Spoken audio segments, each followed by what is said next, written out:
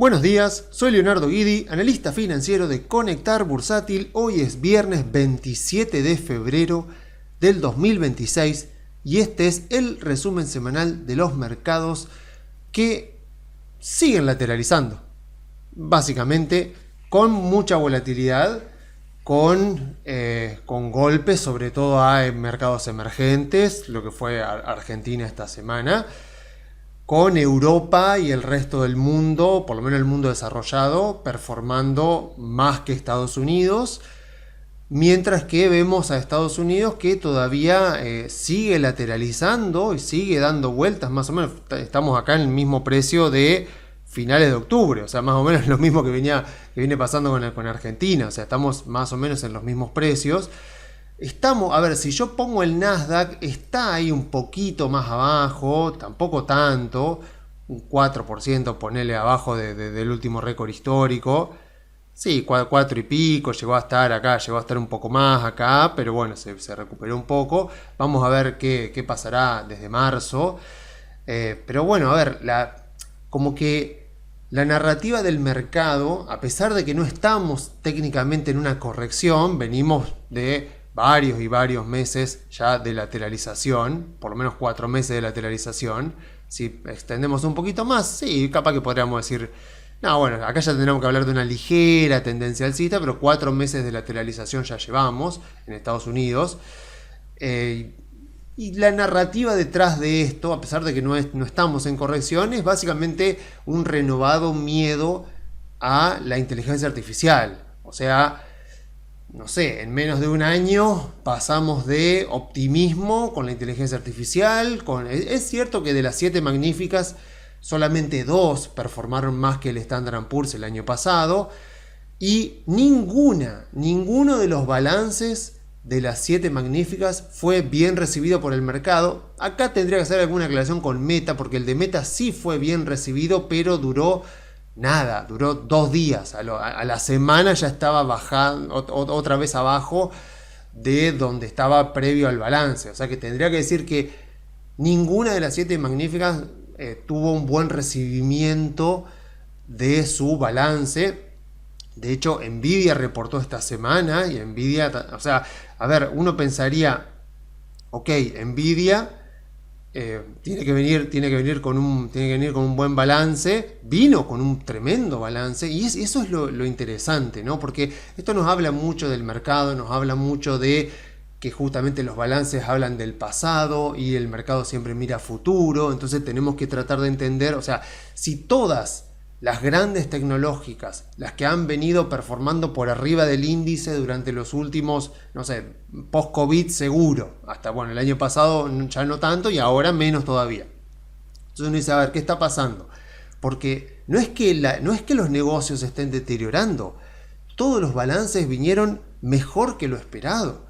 Por ejemplo, Nvidia vino con un balance que tuvo un crecimiento de los ingresos del 73% anual. Eso no quiere decir que esté barata, que esté subvaluada. Vamos a ver, capaz que en 2 semanas pueda hacer ya la evaluación de Nvidia, porque calculo que la semana que viene voy a hacer la de Banco Macro, porque Banco Macro justo reportó esta semana, así que como tienen prioridad para mí las acciones argentinas, creería que la semana que viene veremos Banco Macro, pero posiblemente en 2 semanas veamos Nvidia. O sea, entonces vamos a ver bien si efectivamente ha quedado subvaluada, porque tengamos en cuenta eso, desde agosto, Nvidia desde agosto está más o menos con algún que otro pico acá después del balance, o mejor dicho, previo a la esperada del balance de noviembre, pero básicamente están los mismos precios que agosto. Entonces, capaz que tengamos chances de encontrarla de una vez por todas un poco subvaluada, no sé, no confío tanto, pero digo, el balance que trajo Nvidia fue buenísimo, 73% de crecimiento en los ingresos, un margen operativo. Recordemos que Nvidia no solo es la empresa más grande del mundo, sino que es la más rentable del mundo, tiene el margen operativo más alto del mundo. Entonces, ¿qué quiere decir? Que ese crecimiento de ingresos también se tradujo en un gran crecimiento de ganancias. Y uno dice, bueno, pero capaz que entonces justamente como el balance mira al pasado, lo que está fallando es la expectativa de futuro. Y a ver, la gerencia, después del balance de Nvidia, dijo, o sea, está en su parte de prensa, que ellos esperan para el trimestre, un crecimiento de los ingresos del 15% para el trimestre. Y vuelvo a repetir lo mismo, estamos hablando de la empresa con el mayor margen operativo del mundo, que quiere decir que ese 15% de ingresos se va a traducir en un, no sé, 7, 8, 9% de crecimiento de ganancias. Y aún así, y acuérdense que hemos visto balances anteriores, y no sé, en el caso de Google, en el caso de Microsoft, estábamos diciendo, bueno, si crece al, no sé, al 15 interanual está buenísimo, si crece al 16, 17, 18 interanual está buenísimo. Acá Nvidia está pronosticando 15% de ingresos para el trimestre nada más. Y aún así, el recibimiento del mercado fue este.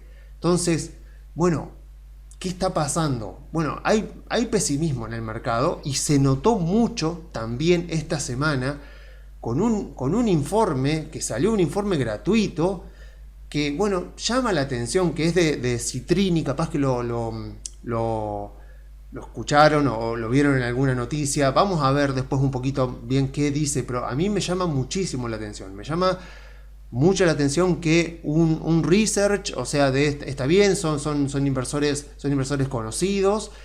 El reporte está muy bien escrito, es muy pesimista acerca de lo que la inteligencia artificial va a hacer en muy poco tiempo, en un par de años, porque hablan de una crisis mundial en 2028.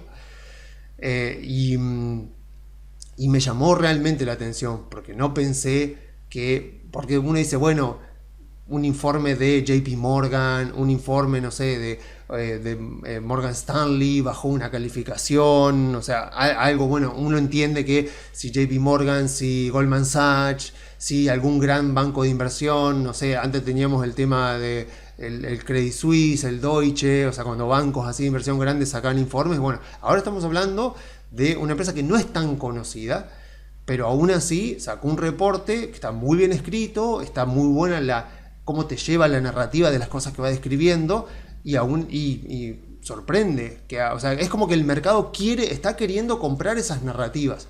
Entonces salen y el mercado las compra, y nuevamente por lo mismo que comento varias veces acá, por el tema de la seducción del pesimismo, de cómo seduce, cómo interesa a los lectores leer artículos pesimistas, porque claro, es como que, mira, te estoy advirtiendo de lo que va a venir por culpa de la inteligencia artificial. Si la inteligencia artificial triunfa, mirá lo que va a venir en el mundo. Entonces yo ya te lo estoy, encima el informe es gratuito, o sea que cualquiera lo puede leer. Entonces es como que seduce eso, y capaz que uno dice, bueno, mirá, tecnológicamente, o sea, la humanidad, siempre que ha habido una disrupción tecnológica, la humanidad se ha adaptado, y las tecnologías, cuando fueron adaptadas, siempre crearon más empleos de los que han destruido. Y ahora dicen, no, pero ahora no, ahora va a ser diferente, esta vez será diferente.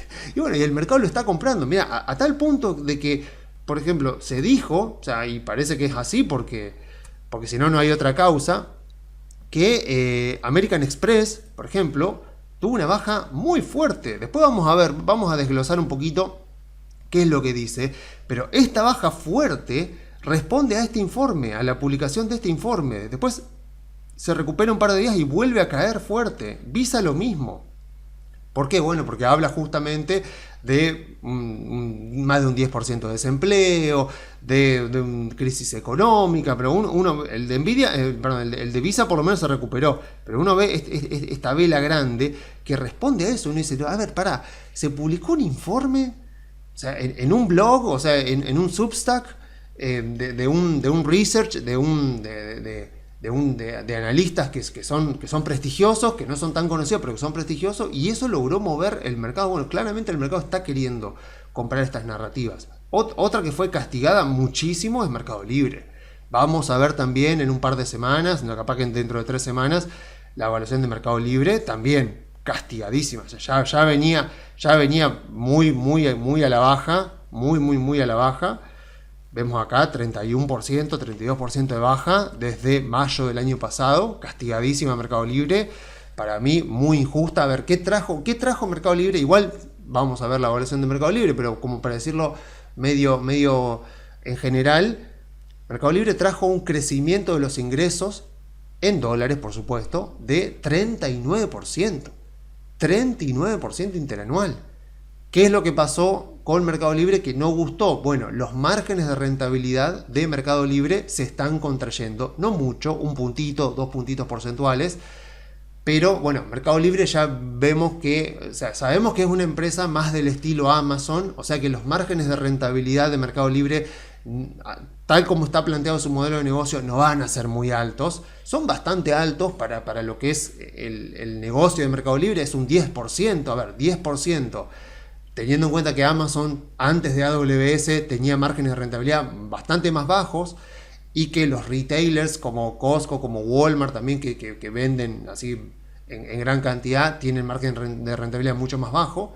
Un margen del 10% de Mercado Libre es bastante bueno, pero aún así al mercado no le gustó. Y a ver, otra cosa importante, pasa lo mismo con Mercado Libre que lo que venimos viendo con las empresas tecnológicas. O sea, esta baja de márgenes de rentabilidad es deliberada. O sea, la gerencia está casi como todo el cash flow operativo, lo que veíamos en el estado de flujo de fondos, el cash flow operativo, lo que entra a la compañía, más deuda que puede tomar la compañía, va derecho a un aumento en las inversiones de capital. Un aumento en las inversiones de capital que justamente tiene por objetivo, primero, estar a la vanguardia tecnológica para no perder cuota de mercado y no perder ventajas competitivas, pero al mismo tiempo para que eso sea fuente de futuros ingresos. El tema es que, bueno, ya lo hemos visto muchísimas veces, el mercado es muy miope. El mercado es miope, o sea, mira un trimestre adelante, 2 trimestres, en el mejor de los casos puede mirar un año. Por eso nosotros cuando hacemos valuaciones extendemos como mínimo 10 años y tratamos de ver cómo está la evaluación de la empresa haciendo proyecciones de largo plazo, porque a corto plazo lo que maneja el mercado es más que nada el tema emocional. A largo plazo siempre lo que importan es los fundamentos. En algunos casos, en los países desarrollados, los fundamentos alcanzan a los precios de las acciones de manera más rápida que por ahí en mercados emergentes. Entonces por ahí uno ve Mercado Libre y uno dice, che, a ver, ¿cómo puede ser que hace desde mayo que Mercado Libre viene bajando y bajando fuerte y las ganancias y los ingresos han crecido? Bueno, o sea, mercados emergentes es más complicado y el mercado tiende a ser, cuando se pone pesimista el mercado, tiende por supuesto a castigar mucho más a las empresas de mercados emergentes porque claramente son más riesgosas. Pero, a ver, cuando uno evalúa la compañía, desde ya lo digo, o sea, no me hace falta mucho esfuerzo para darme cuenta que está subvaluada. Después le vamos a poner números, dentro de un par de semanas le vamos a poner bien números a la evaluación. Pero acá se nota eso, se nota que el mercado está comprando una narrativa muy pesimista respecto a la inteligencia artificial y respecto a todo lo que puede provocar en el resto de los sectores. Lo cual es raro porque es una narrativa que está afectando a empresas tecnológicas, pero que no está afectando, por lo menos durante este año, a empresas de otros sectores. O sea, yo miro lo que es, en este caso estamos viendo la performance semanal de esta semana, del Standard & Poor's. Bueno, obviamente vemos a Nvidia gran castigada, los bancos también. Bueno, hoy por ejemplo los bancos argentinos cayeron mucho. Vemos acá generalmente tengo siempre dos arriba, tengo Galicia y Superville, muy castigados, pero claro, si Goldman Sachs te cae un 7 y pico, difícil que los bancos argentinos aguanten. JP Morgan por lo menos aguantó un poco más, está dando vueltas, seguimos en la misma, ¿no? O sea, también está dando vueltas, está lateralizando con mucha volatilidad, pero está más o menos lateralizando en los mismos valores desde hace tiempo. Yo estoy esperando a JP Morgan para comprarla, pero no a estos precios. 2.60, si me permiten soñar un poco, si ser un poco ambicioso, ¿dónde me gustaría comprarla? En 2.60, más por ahí abajo. Bueno, lo mismo con Goldman Sachs, también la estoy esperando, pero la vemos que Bueno, Goldman subió bastante porque dio mucho mejor el balance, pero JP Morgan está ahí dando vueltas, pero claro, no hay chance, o sea, por este mismo tema de riesgo de mercado, o sea, si te caen los bancos de los países desarrollados, los bancos argentinos lo tienen que hacer muy muy bien para que realmente puedan ir a contramano. Y esta semana salió el balance de Banco Macro, el primer banco que reportó. Salió también el balance de YPF, vino mejor que lo esperado. Salió también el balance de Vista Oil. Pero bueno, el mercado como que no está viendo eso. El mercado está viendo miedo hacia adelante. Está preocupado porque, bueno, es la misma idea que Warren Buffett, que en realidad que Benjamin Graham corporizaba básicamente en el concepto del señor mercado. El señor mercado es ese señor miope, como Mr. Magoo, personaje histórico de dibujos animados, que no ve nada, o sea, que ve muy poco hacia adelante. Entonces, como decía Benjamin Graham o el propio Buffett, bueno, el señor mercado un día está triste, un día está deprimido, otro día está en pánico y te quiere vender las acciones a cualquier precio. Claro, si vos haces una evaluación de la compañía, salís del ruido del día a día, de la semana a semana, y ves concretamente el negocio de la empresa, bien entendés el negocio de la empresa, cómo le está yendo al negocio, cómo le va a ir al negocio, qué ventajas competitivas tiene la compañía, qué riesgos tiene la compañía, cómo es la posición financiera. Entonces salís de ese día a día, de esa semana a semana, de los múltiplos, de todo ese análisis más superficial. Te metes al negocio de la compañía y haces una proyección a muy largo plazo. Haces 10 años, o en el caso mío, como hago 15 años. Igual, si lo bajara a 10 años no cambiaría mucho. O sea, está 15 años porque McKinsey usa 15 años básicamente en mi Excel. Pero bien podría hacerlo a 10 años y no cambiaría nada, porque ya 10 años ya es mucho tiempo. Entonces vos salís de ahí, ves las ganancias, ves la tendencia y eso te da un valor. O sea, si haces correctamente el análisis y pones buenos supuestos en tu Excel, en tu evaluación, eso te da lo que debería valer la compañía. Y nuevamente digo, no estamos tratando de adivinar el número exacto, estamos tratando de adivinar más o menos la tendencia, y tarde o temprano el mercado va a converger a ese valor. Como ya lo sabemos, no existe el valor de la compañía, o sea, no existe un único valor de una compañía, porque el valor de la compañía siempre está en el futuro. Cuando vos comprás una empresa, lo comprás por el cash flow futuro, no por el pasado. Una empresa pudo ser espectacular en el pasado, tipo Coca-Cola, y vos decís, bueno, ¿y para adelante qué se espera de la compañía? Y bueno, un crecimiento más o menos al ritmo de la economía, capaz que un poquito más, ganancias más o menos lo mismo. O sea, está bien, una empresa que pudo ser muy buena, mucho dividendo y así, entonces está bien, fue buenísima, pero si la compra hacia adelante no tiene mucho más para dar. Entonces, vos al hacer la evaluación, entonces ves eso, ves el escenario que vos tratás de entender como el más probable. O sea, primero tratás de entender qué es lo que está descontando la compañía y después tratás de ponerle, justamente como hacemos acá, tu propia intención, tu propia opinión, tratando de ser conservador, lo más conservador, y ahí vas viendo cómo te va dando el resultado de la empresa para de esa manera estar haciendo una inversión informada, para tratar de mantenerte calmado en los momentos de pánico y para tratar también de actuar con frialdad y salir a vender, por ejemplo, en momentos de euforia o de mucho optimismo, cuando la compañía está subiendo muchísimo y solamente se hablan cosas buenas acerca de la compañía.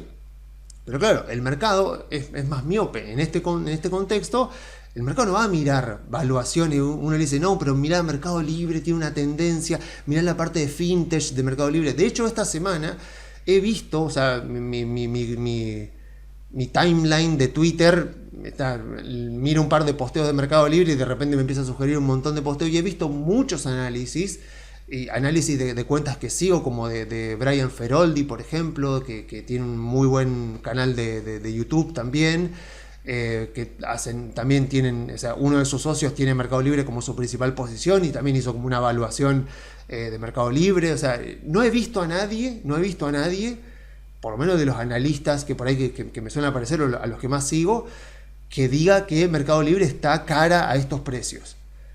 Y más aún mirando el balance que presentó. Ahora bien, uno dice, bueno, pero entonces ¿por qué bajó tanto? Bueno, el mercado está queriendo comprar esta narrativa. O sea, el mercado, cuando digo mercado, digo fondos de inversión, digo grandes grandes bancos de inversión de Wall Street están comprando esta narrativa y los clientes actúan en consecuencia. O sea, y después vamos a ver un poco más en profundidad de esta tesis, que básicamente la pueden encontrar acá.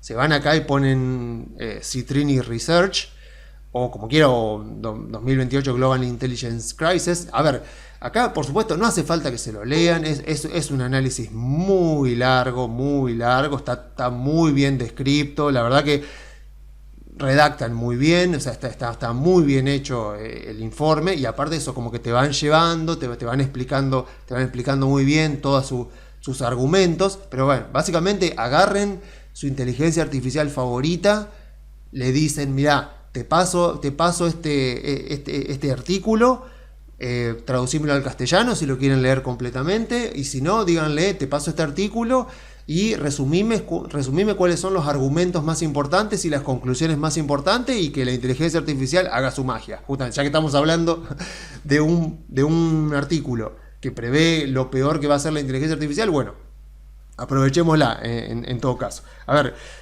en resumen, a ver, pero como para antes de ir esto, digamos, en resumen lo que podría pasar durante este año, lo que se está viendo, porque claro, también ocurre de que siempre se hablaba de los múltiplos, ¿no? Del price earning de las tecnológicas. En este momento, Walmart y Costco tienen price earnings mayores a Nvidia. O sea, si antes era la preocupación, no, porque Nvidia tiene un price earning muy alto, bueno, acá ya lo hemos visto, y hemos visto justamente el tema del rendimiento total del accionista, que en parte está explicado por las ganancias, que es lo más importante a largo plazo. Las ganancias, o sea, el movimiento de la acción a largo plazo va de la mano, casi 90 y pico % de correlación con las ganancias de la compañía, pero también está el componente emocional del mercado, y eso se explica, o más o menos lo condensamos, o la academia, digamos, lo ha condensado así, en lo que sería el múltiplo de price earning. Entonces, claro, si vos tenés una empresa que las ganancias suben 10%, pero la acción sube 15%, ese 5% adicional está explicado no por fundamentos, sino por sentimiento inversor. Y ese sentimiento inversor está corporizado porque el múltiplo de price earning, que era X, pasó a ser un poco más alto. O sea que el mercado está dispuesto a pagar más precio por las ganancias futuras de la compañía, porque considera o que van a aumentar más, o que considera que no hay otras mejores alternativas posibles. O sea, pueden ser varias las razones.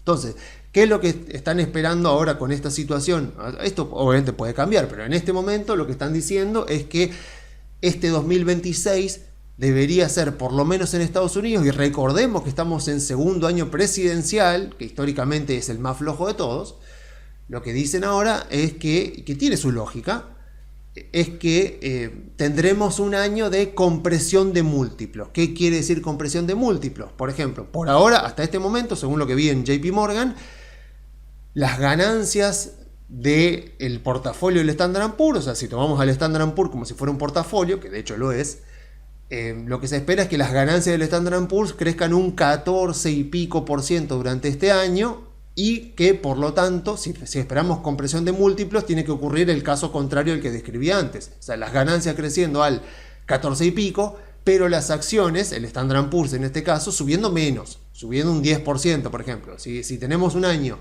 donde las ganancias crecen al 14 y el índice sube un 10 o un 9%, vamos a tener esa diferencia va a estar explicada porque el múltiplo de price earning del Standard & Poor's a principio de año era 1 y a fin de año es más bajo. Entonces, eso es lo que por ahora estuve viendo que se está diciendo, o lo que se espera que ocurra durante este año. Pero claro, de ahí también están los más agoreros, por supuesto, los que ya esperan una crisis, todo, y bueno, y mucho tiene que ver con esto, con el mercado queriendo comprar este tipo de narrativas. Entonces, a ver, para resumir, a ver, me voy a fijar, a ver, varias cosas que me anoté. A ver, ¿qué es lo que dice concretamente este artículo? Bueno, a ver, en primer lugar, lo que hace el artículo es desafiar el postulado de que si miramos la economía, digamos, analizamos la historia económica y analizamos la economía de una sociedad como un todo, la tecnología, los saltos tecnológicos siempre históricamente han creado más empleos de los que han destruido. Entonces este artículo viene a plantear que esta vez va a ser diferente, porque ellos dicen que antiguamente, a pesar de que había saltos tecnológicos, lo que ocurría era que de todas maneras esas nuevas tecnologías necesitaban seres humanos para que funcionen, y que en este caso ya la cosa ya no va a ser así. Entonces, claro, plantean una distopía, y la plantean como muy rápido, digamos, ya un par de añitos adelante, en la que ellos dicen que al principio se verá un gran salto en la productividad, pero que eventualmente lo que veremos es que va a aumentar el desempleo. Y ellos plantean un 38% de caída para el Standard & Poor's para 2028, o sea, no sé por qué 38, o sea, por qué justo para el 2028, y plantean un desempleo del 10%. Yo digo, a ver, pará, si estás planteando un escenario tan drástico, ¿por qué el desempleo solamente en el 10% en Estados Unidos? O sea, 10% fue, yo creo que tiene que ver con que fue la tasa de desempleo a la que se llegó en octubre del 2009, apenas estaba saliendo de la crisis financiera mundial, porque vieron que el desempleo siempre actúa con rezago, por eso nunca utilicen la tasa de desempleo para predecir nada. El desempleo siempre va atrás, siempre cuando el desempleo hace un pico, la crisis ya terminó, y cuando la crisis comenzó, el desempleo está en mínimos. O sea, nunca tomen al dato del empleo como predictor de nada, porque nunca lo es. Entonces, ellos plantean que la inteligencia artificial va a reemplazar a la gran mayoría de los trabajos de oficina, que convengamos que la sociedad de hoy está basada bastante, o sea, en su mayoría por trabajos de oficina. Entonces, lo que ellos dicen es, claro, en muchos casos se va a reemplazar, o sea, es contradictorio, porque dice se va a reemplazar en industrias, en oficinas, por inteligencia artificial, por robótica, la productividad va a aumentar muchísimo, pero también el desempleo. Entonces, ok, sí, fenómeno. Entonces, ¿para qué querés producir tanto si no tenés a quién venderle? Porque una persona que no tiene empleo, ¿cómo te va a comprar lo que vos estás vendiendo? Bueno, hay postulados de ingreso básico universal, pero bueno. Cuestión de que ellos dicen eso, que es como que ellos lo ponen acá con el término Ghost GDP, como un PBI fantasma, como le ponen ellos. ¿Dónde era que lo había leído? Bueno, acá está, el Ghost GDP. Un PBI que en realidad es mentiroso, porque es un PBI que te está mostrando que la economía crece, pero que eso no se traduce en mayor bienestar para la población. O sea, no se traduce en un mayor ingreso per cápita para la población.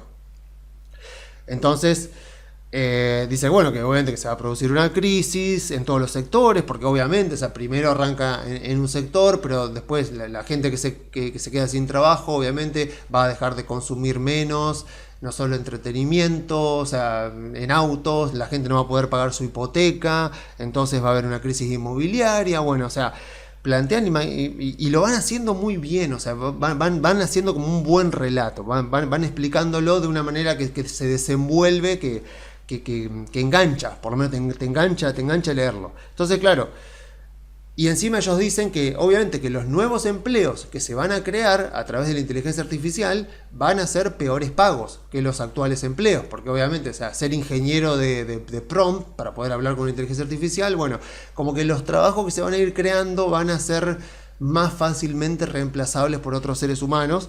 Entonces dice que para ellos el problema de la inteligencia artificial no es que fracase, sino que triunfe demasiado rápido como para que la sociedad se pueda acomodar a esa nueva realidad. Como que si la inteligencia artificial triunfa y triunfa muy rápido, no le da tiempo a la humanidad, a las sociedades humanas, para poder adaptarse a esa nueva realidad, y ese periodo de transición es lo que ellos marcan como esta crisis. Tampoco dicen cómo va a ser después ni nada por el estilo, pero a ver, de nuevo,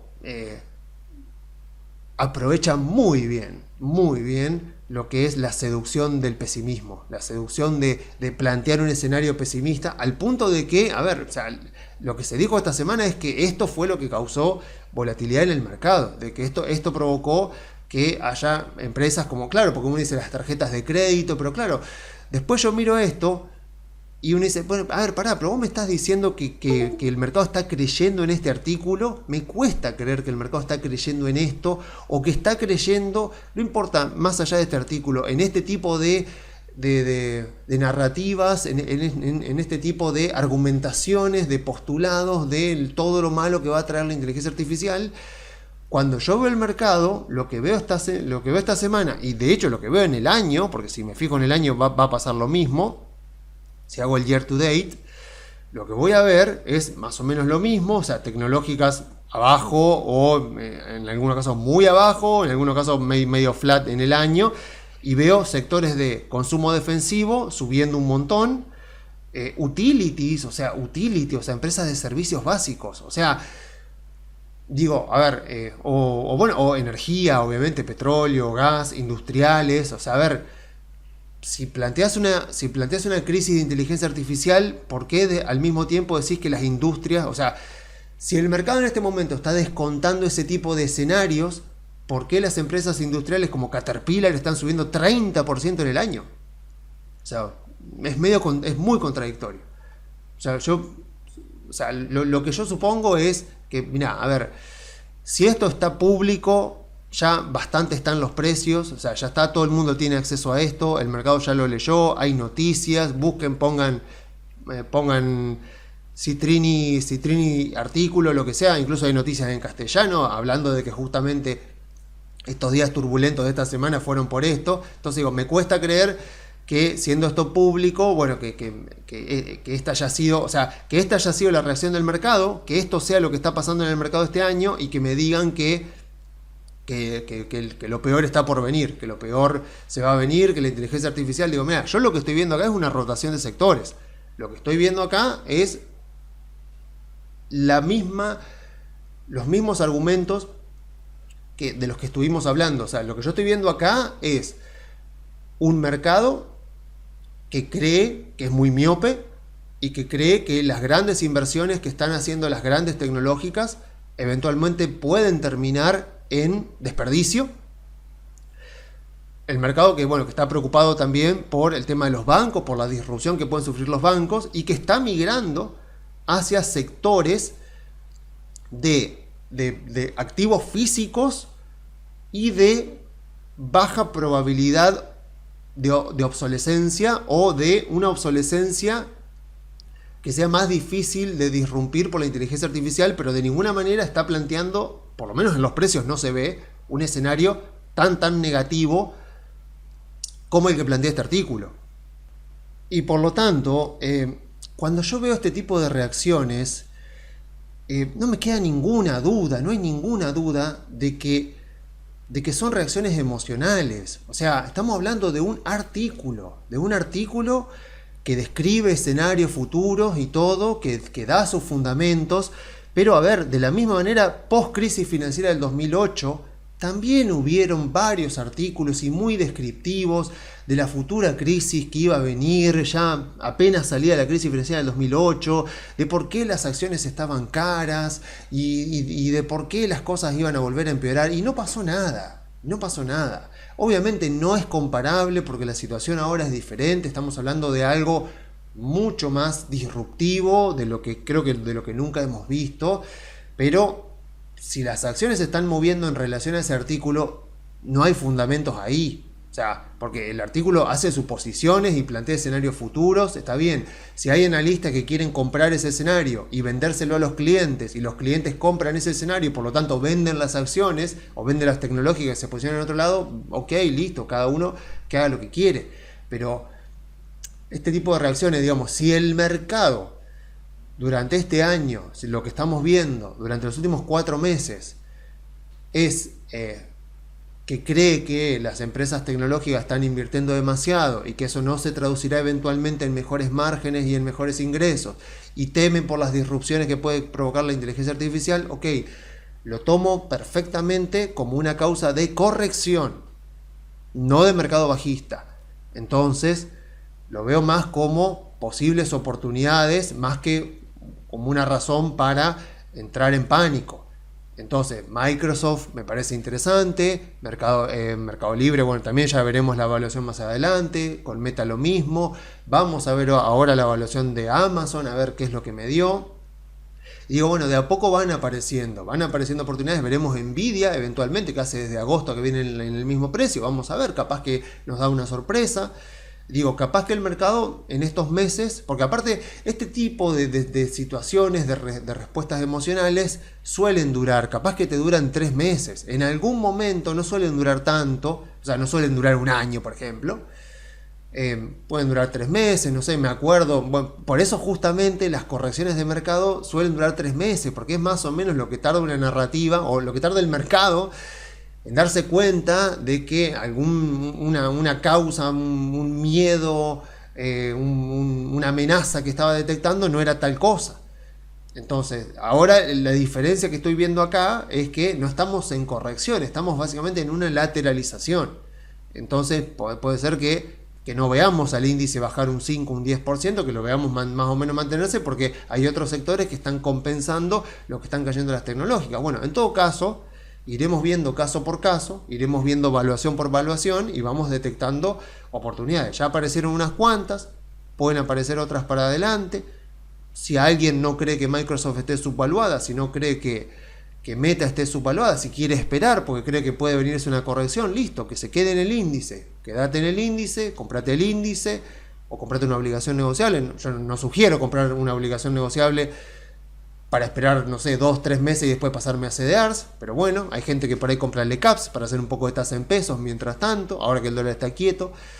Pero bien, en todo caso, iremos detectando, ya aparecieron varias oportunidades e iremos viendo cómo se desenvuelve esto. La historia me dice que este tipo de situaciones donde hay un miedo latente de que el mercado se anticipa a algo, que uno dice, a ver, sí, puede ser que traiga muchas cosas negativas la inteligencia artificial, por supuesto que sí, las va a traer, habrá mucha gente que desgraciadamente perderá trabajo, tendrá que reinventarse de alguna forma, y es muy impredecible cómo se va a desenvolver todo. Y justamente como es tan impredecible, me llama la atención que el mercado ya compre todo un relato, por más bien elaborado que esté.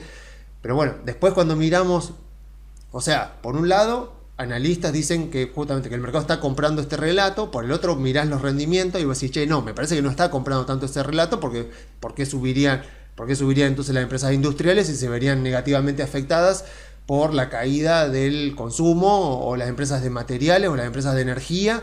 Si la gente ya no va a poder comprar auto porque va a estar desempleada, ¿por qué suben las empresas de energía? Entonces es como que no cierra. Así que bueno, en todo caso, seguiremos aprovechando las oportunidades, veremos si aparecen nuevas oportunidades, y mientras tanto el que crea que más vale esperar porque puede venirse una corrección, que se compre el Standard & Poor's o que se compre el ACWI. Por ejemplo, el ACWI está teniendo un buen año y yo creo que va a tener un año mejor que el Standard & Poor's, por lo menos hasta las elecciones de Estados Unidos en noviembre. El ACWI vemos que viene bastante bien, sigue, ya estaba ahí, esta semana tocó récord histórico. Así que bueno, en todo caso pueden comprarse que creo que este año puede andar mejor que el Standard & Poor's. Y listo, y esperamos, y quedan ahí a la espera de nuevas oportunidades. Y bien, entonces con esto terminamos la parte de Estados Unidos. Y bueno, vamos a ver ahora el Merval, que tuvo otra semana bastante dura. Hoy cayeron fuerte los bancos. Durante la semana también vinieron cayendo las empresas argentinas, o sea, reportaron balances, reportó YPF, mejor de lo esperado, pero de vuelta castigada por el mercado. Así que bueno, seguimos más o menos en la misma. Incluso a mí es como que no puedo evitar que me frustre, porque vos ves los balances que vienen bien, el de Banco Macro ya vino con ganancias de vuelta. Es cierto que respecto al año anterior vino peor, pero venía de un trimestre muy malo, que fue el trimestre de las elecciones, volvió a tener ganancias. Ya la semana que viene lo vamos a ver en profundidad. Y bueno, y te frustra porque uno dice, a ver, se están acumulando reservas, o sea, casi 2.000 millones de dólares de reservas. El dólar está tranquilo, incluso el Banco Central lo deja bajar. O sea, perfectamente el Banco Central podría comprar más reservas y mantenerlo estable, pero ese sería un mal incentivo justamente para las personas que tienen que liquidar. O sea, si el Banco Central no dejara que el dólar siga bajando, a pesar de que ellos van comprando reservas, si no dejara que siga bajando, habría un incentivo. O sea, y por ejemplo, si el Banco Central le pusiera un piso al dólar, empezara a comprar y que se notara que el Banco Central no quiere que baje de, pongámosle, 1400, habría un incentivo entonces a decir, bueno, no, o sea, si yo tengo que vender dólares y veo que está en 1400, no voy a vender porque sé que ese es el piso del Banco Central. Cuando suba un poquito más, lo vendo un poquito más arriba, pero acá no. Si vos no tenés seguridad de que el Banco Central va a sostener el dólar y puede ser que siga cayendo, vas a decir, no, más vale vendo ahora porque puede ser que siga cayendo. Entonces, hace bien el central en ir comprando e ir acumulando reservas, pero al mismo tiempo, si hay bastante oferta vendedora, o sea, deja que cae. Entonces, los fundamentos están mejorando. Lo único flojo es la inflación, que en agosto dicen que también, en febrero dicen que va a venir 2,7 también, como que va a venir alta, y que recién en marzo puede llegar a verse una buena baja. Yo calculo que digamos, esa es una espina que tiene clavada Milei, que va a tratar de hacer algo eventualmente, pero a ver, básicamente esto responde no tanto a la emisión de pesos, sino a la demanda de dinero, a la demanda de pesos, que bueno, sigue muy baja. Y a ver, por más méritos, y ahora veremos con la reforma laboral, bueno, el próximo domingo justamente Milei va a abrir las sesiones ordinarias en el Congreso, por eso es que estaban apurados para aprobar la ley penal juvenil y la reforma laboral, para presentarla ya como logros de cara a esta nueva legislatura que se abre, donde van a querer presentar, bueno, seguramente el domingo Milei va a hablar de las leyes nuevas que se van a presentar, ya que se acuerdan que el año pasado habíamos dicho de que para mediados de año, o incluso el tercer trimestre, veíamos que la oposición le había tomado la agenda legislativa al gobierno. O sea que en el Congreso se trataba, tanto en senadores como en diputados, se trataban los proyectos de ley que la oposición, los partidos de la oposición querían que se traten. Incluso Milei presentó en cadena nacional, presentó el presupuesto, intentó recuperar la agenda con eso, no pudo hacerlo, pero bueno, ya después de las elecciones, con el resultado contundente de las elecciones, Milei ya pudo recuperar la agenda legislativa, y ahora sí, se están tratando los proyectos de ley que quiere el oficialismo, y seguramente el domingo van a anunciarse, no sé, reforma fiscal, me imagino, y veremos otras reformas que plantea Milei para este año. El tema es que, claro, la reforma laboral es una reforma más de mediano y largo plazo, no es algo que va a impactar ya.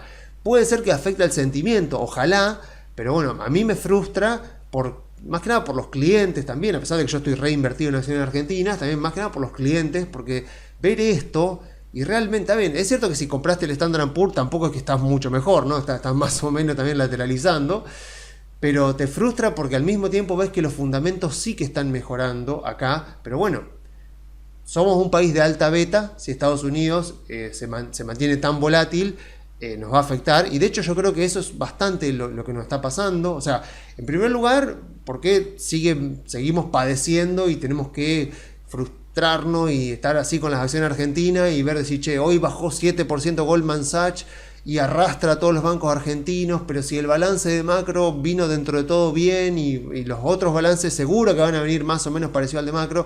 Y bueno, porque nos hemos comprado la mala reputación, somos un país riesgoso, y si los bancos de los países desarrollados caen, está claro que los bancos de Brasil lo más probable es que caigan también, y más todavía los bancos de Argentina. Entonces, te frustra, pero bueno, es así. O sea, una de las razones por la que tal vez el mercado no baja es un poco, bueno, lo que veíamos, el riesgo país que todavía no baja, porque el Banco Central está acumulando reservas. En ese sentido, esta semana hubo un hecho bastante importante con el AO27, con el bono nuevo que licitó el gobierno, que vence entre la primera y la segunda vuelta electoral del año que viene y paga un cupón semestral, lo cual está buenísimo. O sea, tengamos en cuenta que ese bono a un año cortó a una tasa de 5,82. Para que tengamos una referencia, el bono del Tesoro de Estados Unidos a un año está rindiendo 3,5. O sea que este bono cortó 2,3% arriba.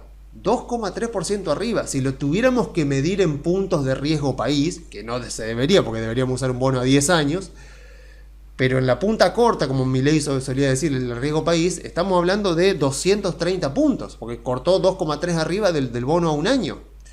Entonces, y encima es ley local, entonces como que hay dólares, o sea, el mercado quiere invertir, quiere instrumentos en dólares, o sea, el gobierno jugó una buena carta con esto, porque esto debería dar una buena señal. Obviamente que en algún momento de este año el gobierno tiene que salir a emitir deuda afuera y tiene que salir a emitir deuda más larga, pero lo que se nota que está queriendo hacer Caputo con esto es asegurar los 4.000 millones de dólares que necesita para pagar los vencimientos de julio, como mostrar que el Ministerio de Economía, o sea, no el Banco Central, porque no le pueden sacar, no deberían sacarle plata al Banco Central, reserva al Banco Central para pagar deuda del Tesoro, sino que el Tesoro, meses antes del pago de los bonos soberanos, ya tiene el dinero disponible. Yo estoy seguro, están como queriendo mostrar eso para eventualmente salir más adelante a tomar deuda un poco más larga en Wall Street.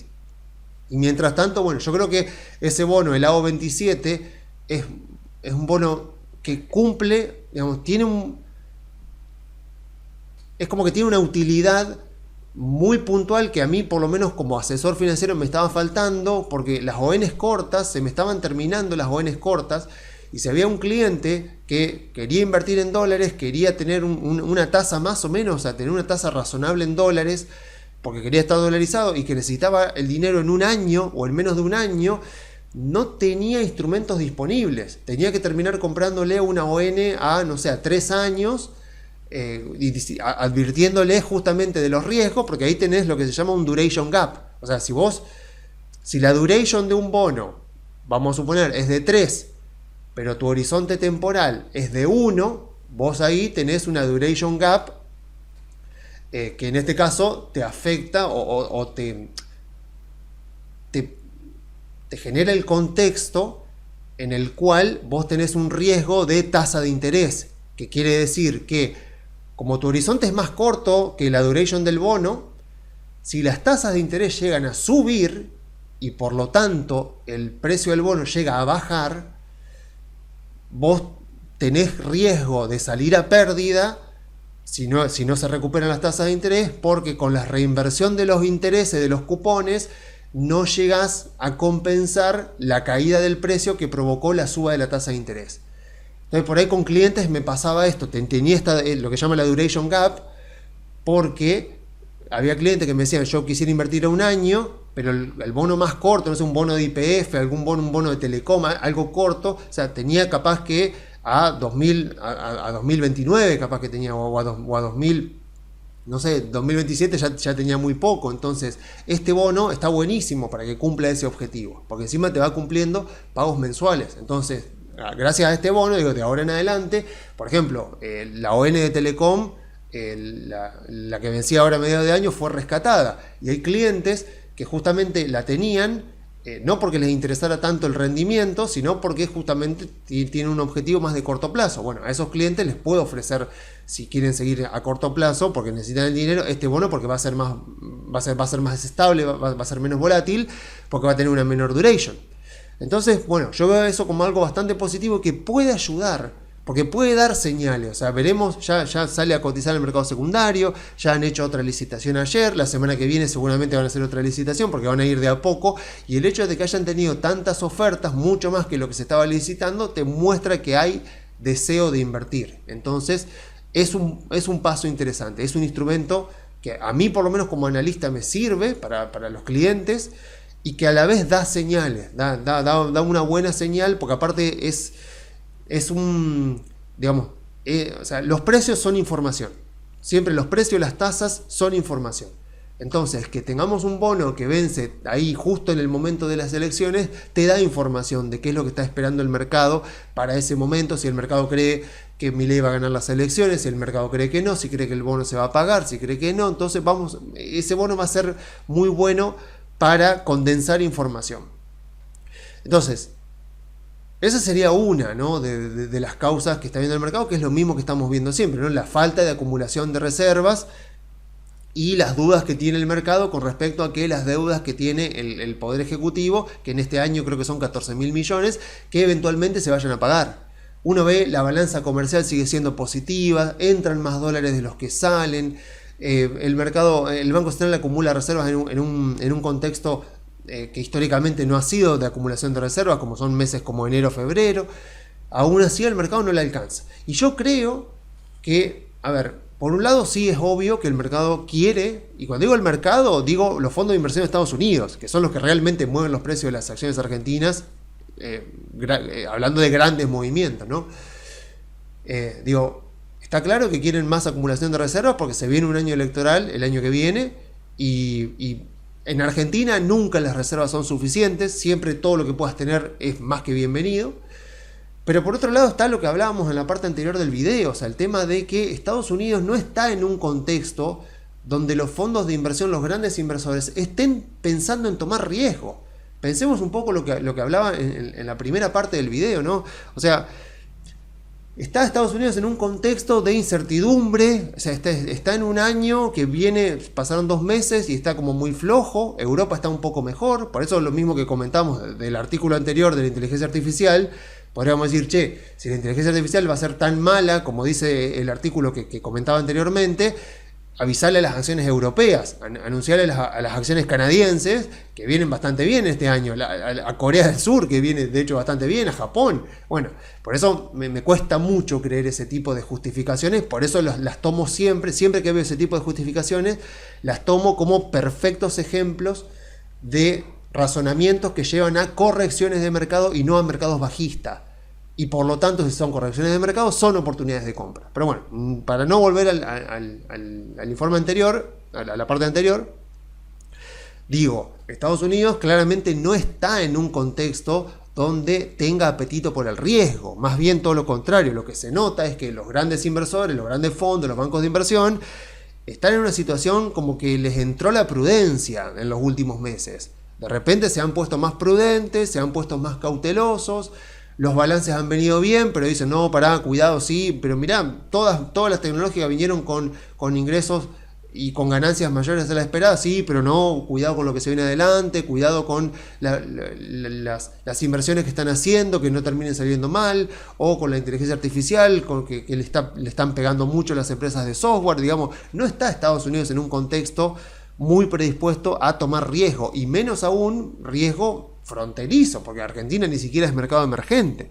Entonces yo creo que va un poco por ahí la cuestión. O sea que nuevamente no es riesgo, o sea, no es riesgo argentino, por lo menos no actual, es reputación argentina y es riesgo de mercado. O sea, como que el mercado no está pensando, o sea, pensemos el año pasado, ¿no? El año pasado, en plena incertidumbre con los aranceles de Trump, miramos el Merval en dólares el año pasado y bueno, es cierto que nosotros estábamos en un año electoral, o sea que sea como sea nos arrastró, pero ven que después llegamos hasta abril cayendo mucho más que Estados Unidos. Cuando Estados Unidos se recupera, nos recuperamos mucho y después nos agarra todo lo que fue el proceso de elecciones. Acá podemos decir que fue aranceles de Estados Unidos y acá ya sí es dinámica propia, dinámica de elecciones argentinas, pero acá Estados Unidos nos arrastró y nos arrastró mucho más, nos recuperamos más cuando se recuperó Estados Unidos, pero después nos agarró la dinámica electoral. Entonces ahora es como un poco más de lo mismo, ¿no? O sea, uno dice, por más fundamentos buenos que tenemos,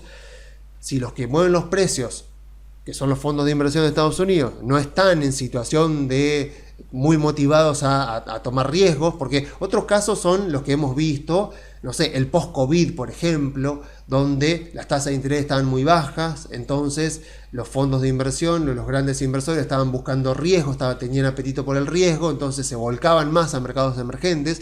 Ahora la situación es diferente, o sea, Y no estoy diciendo que esto vaya a durar demasiado tiempo, como decía anteriormente, puede llegar a durar 1 mes, 2 meses, 3 meses, no sé. O sea, lo de Trump duró 2 meses, incluso menos. Entonces, digo, puede ser que dure, acá llevamos 4 meses, de lateralización, pero bueno, los primeros, noviembre, diciembre, como que en Estados Unidos tampoco estaba tan clara esta situación, este miedo a las inversiones. O sea, es como que este nuevo argumento que vemos respecto a las malas inversiones que se pueden llegar a hacer con inteligencia artificial surgieron post balance, o sea, surgieron a finales de enero. Y es como que le está dando la justificación a esta lateralización o a estas bajas que están sufriendo las empresas tecnológicas, pero que nos arrastra a nosotros. Entonces, bueno, cuando cambie un poco la situación, cuando cambie un poco el miedo en Estados Unidos, y volvemos a lo mismo, no creo que sea un miedo fundamentado, no creo que sea para preocuparse, porque hemos visto las evaluaciones de empresas tecnológicas, a pesar de que se hagan inversiones y que eventualmente pueden no ser tan redituables, eso no quiere decir que las valuaciones estén totalmente exageradas o que eso vaya a perjudicar mucho el cash flow del accionista, porque estamos hablando en todos los casos de empresas que son muy rentables. Bueno, en el caso de Amazon por ahí no tanto, pero es una empresa muy grande. En el caso de Tesla, bueno, tampoco ha pasado, pero bueno, o sea, las grandes tecnológicas, la gran mayoría tiene margen de rentabilidad bastante alto. Entonces yo creo que va un poco por ahí la situación. Entonces digo, la única forma sería o esperar obviamente a que cambie el contexto, que creo que sería el caso más probable. Vamos a tener que esperar por lo menos a que se calme un poco y que se recupere Estados Unidos. No sé, si Estados Unidos se recupera en marzo, por ejemplo, vamos a poner una suposición, está claro que Argentina también se va a recuperar. O si no, bueno, Argentina tendría que tener méritos propios muy potentes para ir en contra de la tendencia de Estados Unidos. El tema es que, claro, si Estados Unidos se tranquiliza y se calma un poco, ni siquiera quiero decir que vuelva a tendencia alcista clarísima y que vaya haciendo récord histórico todos los meses, como lo vimos desde abril, pero como que se calme un poco este miedo que está en el mercado, ya Argentina puede empezar a subir por sus propios medios. Mientras tanto, bueno, o habrá que tener paciencia o aprovechar cuando tenemos liquidez para comprar, porque encima pasa eso, el balance de Vista vino bien, el de YPF vino bien y uno ve que no reacciona. Bueno, no es que no reacciona por la empresa, porque claramente son empresas subvaluadas cuyos balances están demostrando que el negocio va mejorando. Pero las acciones no se mueven en el vacío, se mueven en un contexto. Y si el contexto está configurado de tal manera de que no están con mucha predisposición a asumir riesgos, y bueno, o sea, no quedará otra más que justamente si uno se toma el trabajo de hacer la evaluación y de entender que el negocio está valiendo más de lo que cotiza en el mercado, después, como dijo Jeremy Siegel, lo que te toca hacer es quedarte quieto, tolerar la frustración, tolerar estos periodos que se hacen interminables, porque eventualmente el precio se tiene que encontrar con los fundamentos. Eventualmente, así como el sentimiento inversor ahora se pone dudoso, que está muy escéptico del futuro, eventualmente cambia y cambia bastante rápido. Puede volver a ponerse optimista, puede ser que cuando salgan los próximos balances, por ejemplo, no sé, en algún momento cambia y automáticamente vuelve y se dan vuelta las acciones, y por supuesto las acciones argentinas se darán vuelta y subirán mucho más.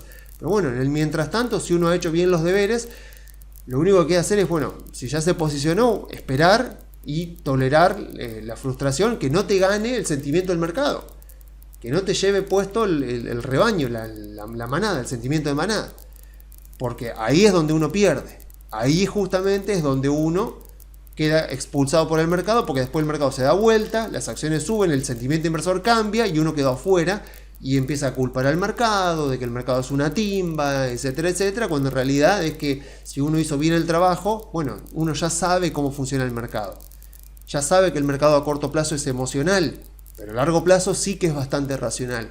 Entonces, eventualmente, si esto que estamos viendo en Estados Unidos no es racional, no tiene una justificación que va a afectar a los fundamentos a largo plazo, yo creo que por lo menos hasta lo que veo en Estados Unidos no la tiene, bueno, durará un mes, durará 2, 3 meses y eventualmente corregirá.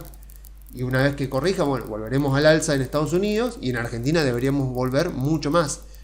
Entonces, Las sugerencias siguen siendo las mismas de siempre, por supuesto. Estamos lateralizando hace 4 meses. Si hace 4 meses, digo, bueno, porque encima, si yo miro, no sé, el AL35, por ejemplo, está en la misma, más o menos.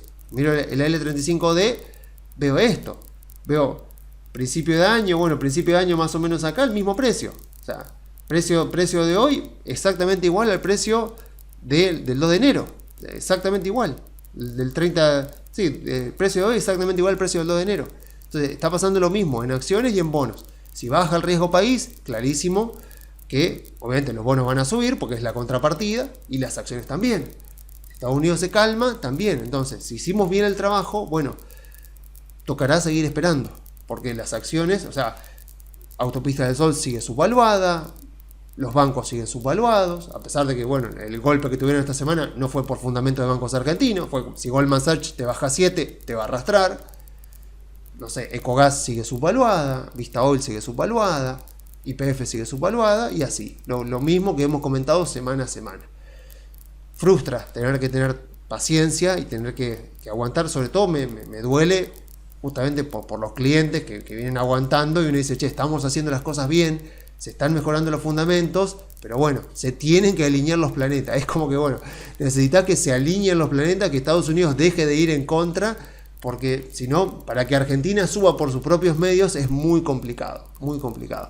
Y encima eso, nos agarra justo en año electoral. Pensemos, por ejemplo, que con Macri, donde los primeros años fueron muy buenos, claro, cuando gana Macri, fue el tercer año presidencial, el primer año de Macri es el cuarto año presidencial, también muy bueno, y el 2017...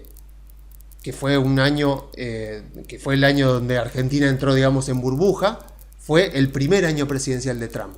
Ya el 2018, entonces, claro, entre el final de Cristina y los 2 primeros años de Macri, fue tercer año presidencial, cuarto año presidencial de Obama y el primero de Trump. Entonces agarra justamente ese contexto que le hace de viento de cola a la Argentina y tuvimos rendimientos espectaculares. Después llegó el segundo año presidencial de Trump y bueno, y ahí vimos lo que pasó, ¿no?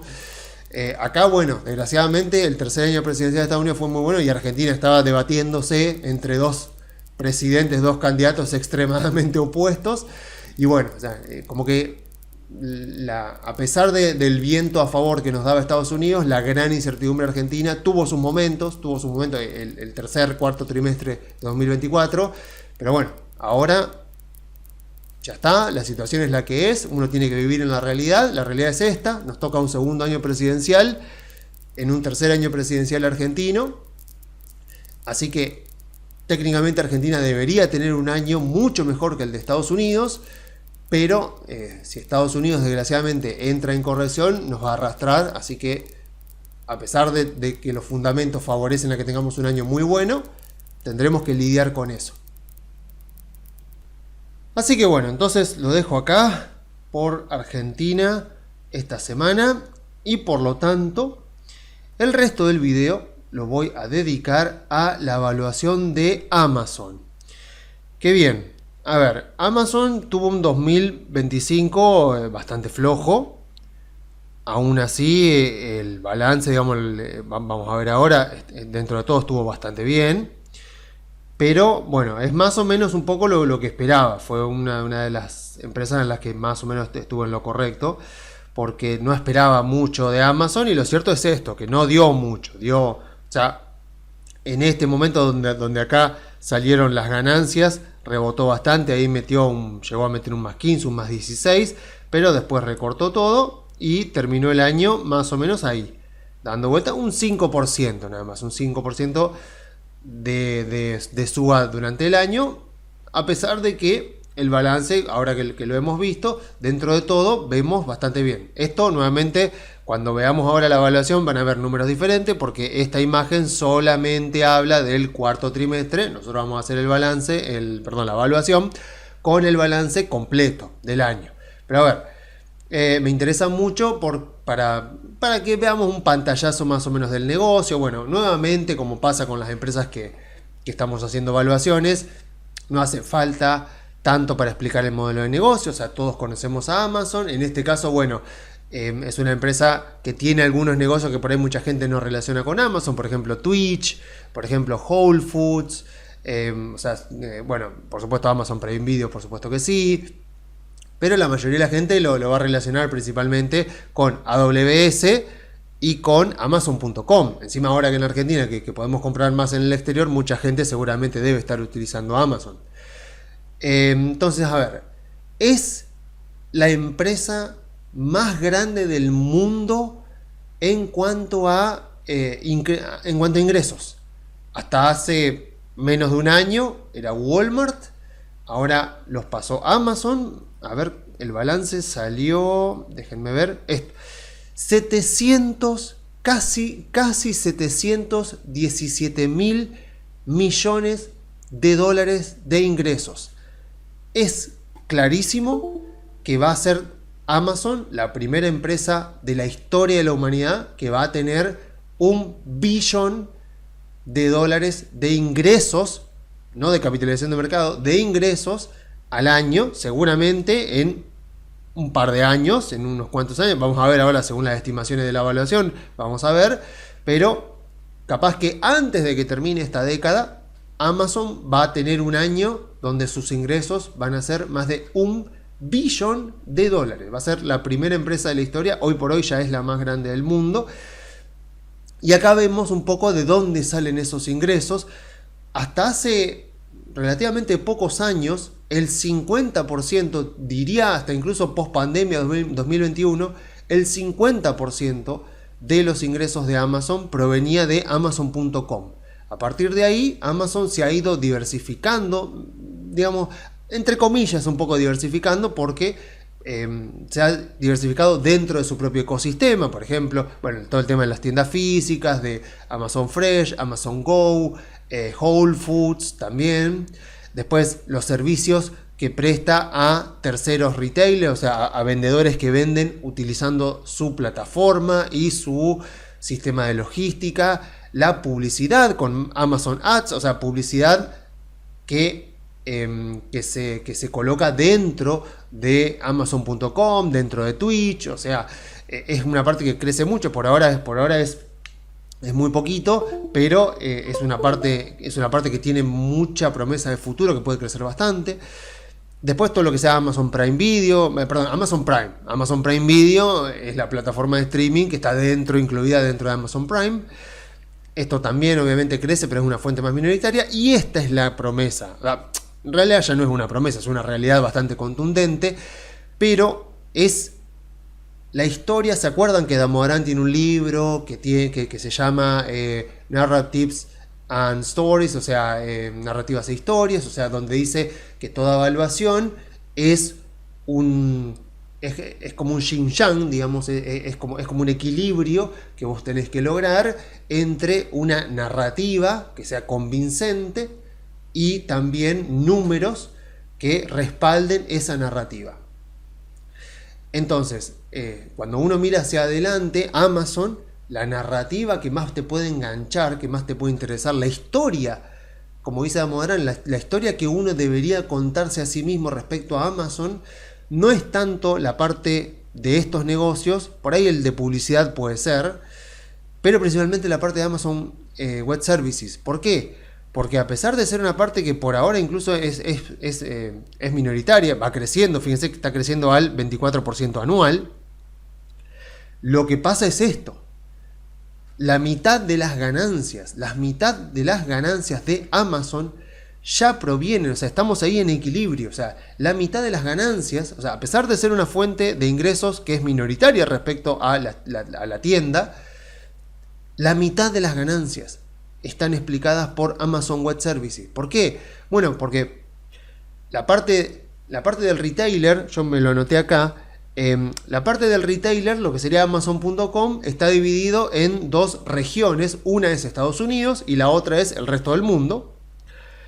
La parte de Estados Unidos tiene un margen de rentabilidad de 6,9%. Nuevamente, recordemos que Amazon en ese segmento de negocio compite con gigantes muy potentes como Walmart o como Costco. Entonces, el margen de rentabilidad que puede lograr Amazon en este segmento de negocios es más o menos el mismo que el que puede tener Walmart, por ejemplo, o el que puede tener Costco. Y en la parte internacional es peor, porque claro, como el sistema de logística de Amazon es una de sus grandes ventajas competitivas que le permite atomizar mucho los costos, como ese sistema de logística no lo tiene tan desarrollado en otras partes del mundo, como puede ser Europa, por ejemplo, o Asia, como sí lo tiene en Estados Unidos, el margen de rentabilidad del sector internacional para Amazon es apenas 2,9. O sea, en Estados Unidos la rentabilidad operativa de la tienda online y de las tiendas físicas es 6,9 promedio, internacional es 2,9, pero Amazon Web Services tiene margen de rentabilidad del 35%. 35%. Entonces, de acá es donde más van a venir, o sea, no me cabe ninguna duda que ya este año la parte de Amazon Web Services debería estar contribuyendo a las ganancias operativas más de lo que contribuye todo el resto de los negocios.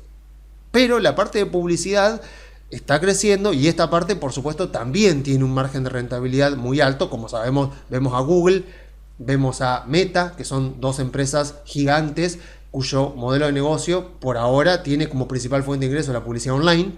Imagínense en Amazon, esta parte también tiene que tener margen de rentabilidad arriba del 30%.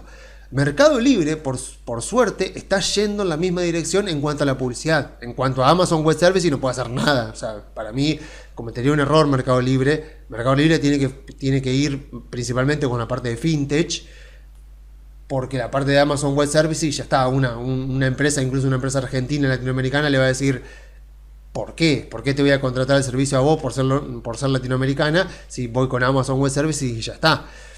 Obviamente, o sea, lo que tiene Amazon Web Services es que es un servicio escalable, como no lo puede ser por ahí otros segmentos de negocio.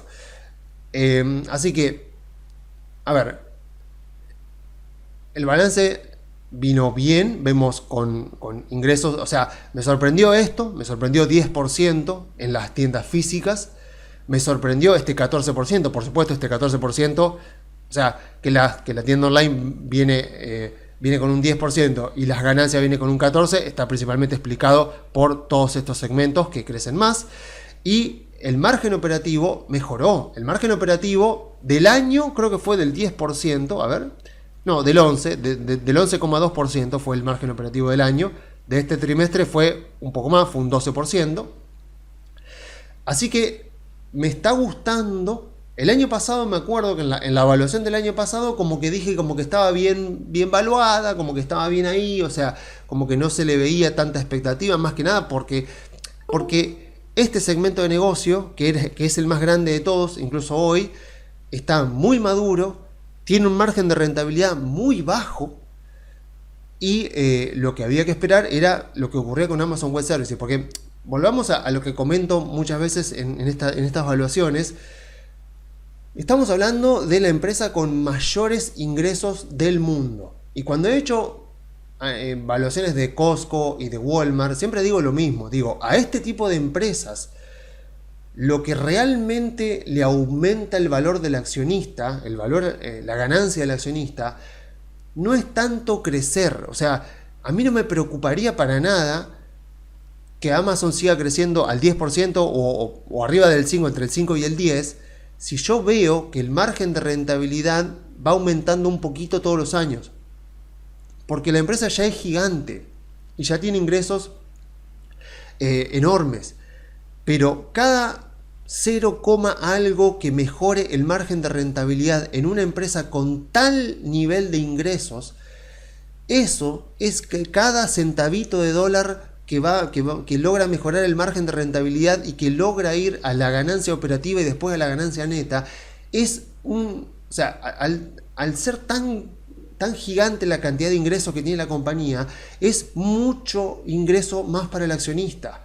Entonces ahí es donde, o sea, por eso es que veo que esta empresa está haciendo las cosas bien, porque está focalizándose en eso. Bueno, Jeff Bezos ya no es más el CEO, pero en sus cartas a los accionistas, Jeff Bezos siempre demostraba que entendía mucho de finanzas, que no solo era un empresario, sino que era un inversor y un accionista, y entendía dónde está la ganancia del accionista. Por esa razón, como ya lo he comentado, Amazon es una de las pocas empresas que cuando vos mirás el balance, lo primero que te aparece no es el estado de resultados, que es lo que aparece en la mayoría de las empresas, sino que lo primero que te aparece es el estado de flujo de fondos. Porque lo que importa para Jeff Bezos no es tanto lo devengado, lo contable, sino la verdadera cantidad de plata que entra en la compañía, y eso está en el estado de flujo de fondos. Entonces, veo una empresa que el año pasado estuvo floja, pero que acá se nota que va haciendo las cosas bien. Porque si yo miro los balances acá, veo esto, y esto sí que me engancha bastante. Los ingresos los vemos más o menos, bueno, quitando el post pandemia, que no es representativo. Después vemos esto, a ver, un crecimiento de ingresos bien, o sea, a ver, más o menos alrededor como el 10%, un poquito más arriba del 10%, o sea, bien para el tamaño de compañía que es, para el tremendo tamaño de compañía que es. Pero esto es lo que realmente me entusiasma, o sea, esto es lo que realmente me hace pensar que puede ser una oportunidad interesante, que puede haber una probabilidad de subvaluación en esta compañía, porque vemos esta historia que es la que realmente me gusta. O sea, esto es lo que, esta tendencia que está subiendo y que puede continuar, es lo que me dice, hey, la ganancia del accionista, el valor creado para el accionista en esta empresa puede ser interesante si ponemos bien los números y hacemos suposiciones racionales. Entonces, a ver, estuve hablando con Gemini, con la inteligencia artificial que yo suelo usar, le cargo los balances y le digo, bueno, a ver, mostrame, explícame o tratá de buscar buenas fuentes de qué es lo que se espera para la compañía para los próximos 5 años en cuanto a ingresos y en cuanto a margen operativo. Bueno, la propia gerencia dicen que para este año ellos esperan un crecimiento entre el 11 y el 15%. Bueno, no me estás diciendo demasiado, porque me estás diciendo, bueno, me pone un piso que me gusta, un 11%, y me dice, bueno, podemos llegar a crecer capaz que un 15%, pero lo más interesante es que, por lo menos lo que me dice Gemini, es que como AWS, como vemos esta tendencia, y AWS, que está creciendo al 24%, debería continuar creciendo a buen ritmo y contribuye mucho a mejorar el margen de rentabilidad. Lo que me dice Gemini es que ellos esperan, hoy el margen de rentabilidad está en 11 y pico, que para el 2030 que llegue a 15. Entonces digo, con esto puedo trabajar, con esto puedo hacer suposiciones relativamente más conservadoras o realistas, puede ser más o menos imitando eso. A ver, si yo asumo que el margen de rentabilidad va a ir mejorando y que tengo fundamentos para esto, porque me lo está demostrando con AWS, ¿qué puede pasar? O sea, ¿cuánto debería crecer la compañía para que si mejoran los márgenes de aquí al 15% en el 2030 o en el 2031, o sea,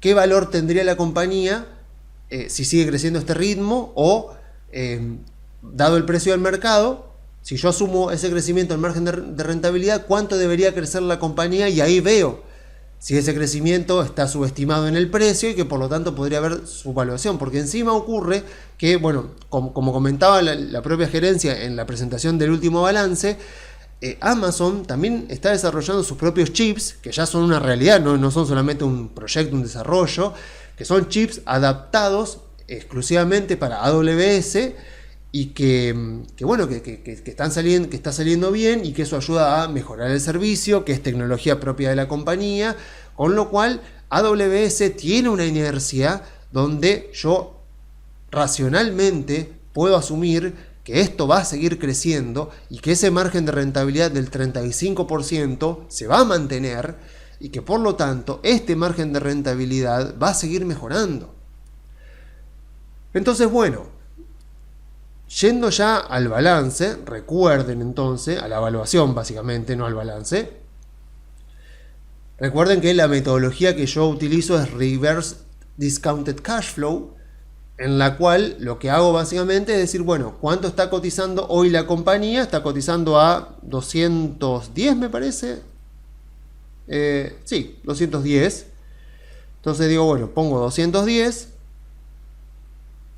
y lo que hago es tratar de mover de la manera más realista posible las variables a futuro de la compañía, proyectando cómo se moverán los negocios a futuro de la compañía, de tal manera de que me dé el precio actual de la acción. En este caso me salió perfecto, porque exactamente hoy cotiza a 210, la evaluación acá me dio 210. Entonces, un par de aclaraciones importantes. Ustedes ven acá que decía margen de rentabilidad 11,2 y acá a mí me da 14,7.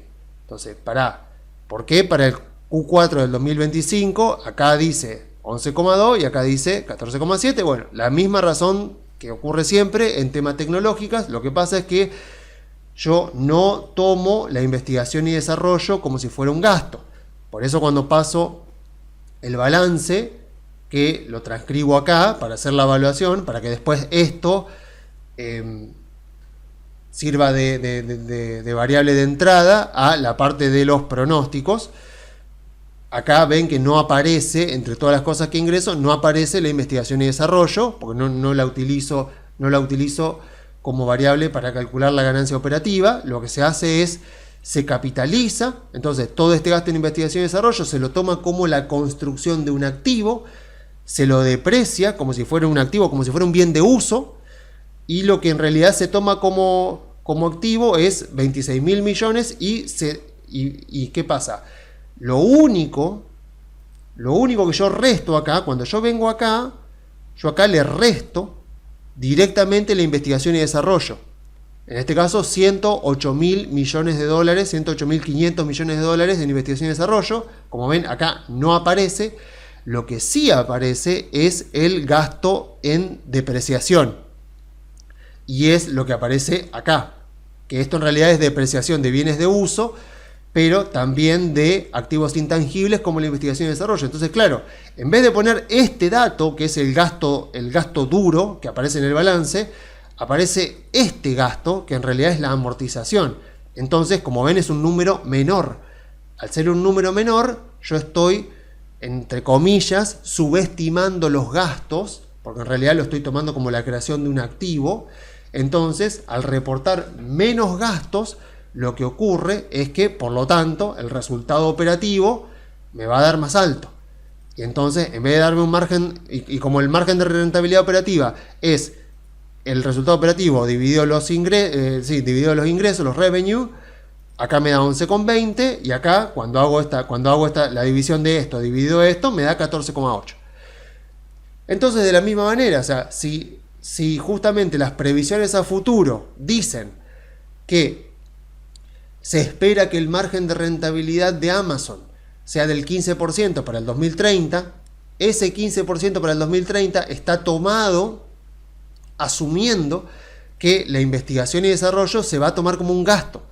Como yo no la tomo como un gasto, en mis previsiones a futuro tengo que poner un poquito más arriba. Entonces, en vez de, o sea, tampoco fíjense que lo pongo más arriba, porque la lógica sería, a ver, si esto está en 11 y para el 2030 debería estar en 15, esto que está en 14 para arrancar, y yo quiero asumir más o menos el escenario que me quedaría cuando sería 15, esto tendría que estar más alto. Pero bueno, reitero lo mismo que digo siempre, cuando hago proyecciones a futuro, lo que intento hacer es tratar de buscar no solo racionalidad, sino dejarme un poco de prudencia. O sea, decir, vamos a ser prudentes con el margen de rentabilidad, usemos un 16, podría haber puesto perfectamente un 17 y vamos a ver que cuando mueva los ingresos, como obviamente esto es algo orgánico, todas las variables se van relacionando, cuando mueva los ingresos seguramente se va a mover el margen de rentabilidad y va a subir. Porque fíjense, acá está la clave. Fíjense, la empresa viene creciendo 11,8, 11,8, o sea, y estamos diciendo que este es el escenario que yo asumo que está descontado en los 210 dólares que cuesta hoy la acción en el mercado. Entonces, ¿qué es lo que me está diciendo? que la empresa viene creciendo más o menos a un 11,1 durante los últimos años, e incluso si tomo los últimos años, más todavía, un 11,7, pero que para justificar los $210, la empresa debería estar creciendo al 9.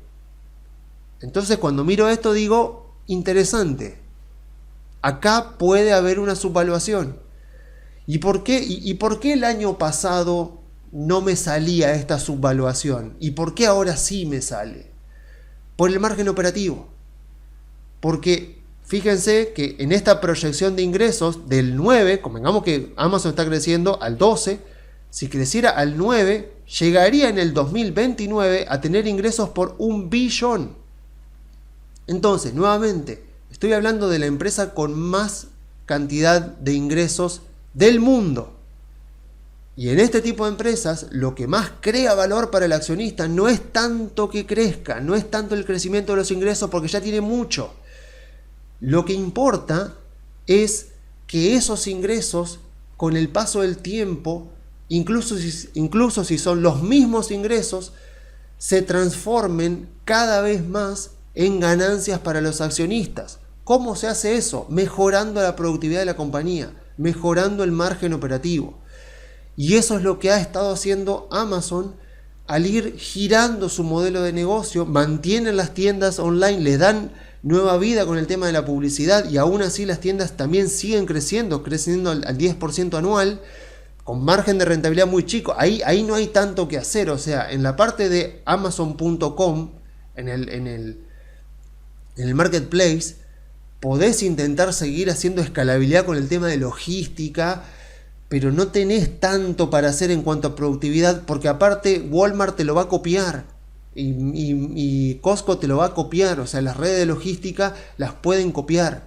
Entonces no tiene mucho margen de rentabilidad Amazon para poder mejorar. Lo que sí puede hacer, y que es lo que está haciendo, es decir, bueno, esta parte de bajo margen de rentabilidad, tratemos de que siga creciendo, y si podemos mejorar un poco el margen, lo mejoramos con las limitaciones que tenemos, pero enfoquemos en Amazon Web Services, con esta parte del chip nuevo, con las alianzas que están haciendo, con la demanda por inteligencia artificial. O sea, tiene viento de cola, tiene para crecer.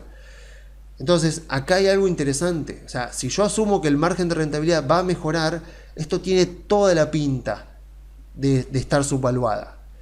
Entonces, vamos a empezar o sea, ya que ahora entendemos qué es lo que el mercado parecería estar descontando, y a mí me parece que es algo bastante conservador, que tenemos bastantes buenas probabilidades de que incluso sea mejor que esto, lo que veamos en los próximos años para Amazon, decimos, bueno, a ver, la gerencia dijo que ellos esperan entre un 11 y un 15. Vamos a suponer, está creciendo a un 12 la compañía, vamos a suponer que crece al 11. Vamos a suponer que más o menos se mantiene acá en este 11,5.